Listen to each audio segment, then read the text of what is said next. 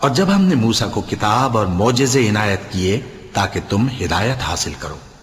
और जब मूसा ने अपनी कौम के लोगों से कहा कि भाइयों, तुमने बछड़े को माबूद ठहराने में अपनी जानों पर जुल्म किया है, तो अपने पैदा करने वाले के आगे तौबा करो, फिर अपनों को कत्ल करो, तुम्हारे खालिक के नजदीक तुम्हारे हक में यही बेहतर है। फिर उसने तुम्हारा कसूर मुआफ कर दिया, वो बेशक बड़ा मुआफ करने वाला है, बड़ा मेहरबान है। और जब तुमने मूसा से कहा कि मूसा, जब तक हम अल्लाह को सामने न देख लेंगे तुम पर ईमान नहीं लाएंगे, तो तुमको बिजली ने आ घेरा और तुम देख रहे थे। फिर मौत आ जाने के बाद हमने तुमको अस्सर नौ जिंदा कर दिया ताकि एहसान मानो, और हमने बादल का तुम पर साया किए रखा और तुम्हारे लिए मन और सलवा उतारते रहे कि जो पाकीज़ा चीजें हमने तुमको अता फरमाई हैं उनको खाओ पियो, मगर तुम्हारे बुजुर्गों ने उन नेमतों की कुछ कदर न जानी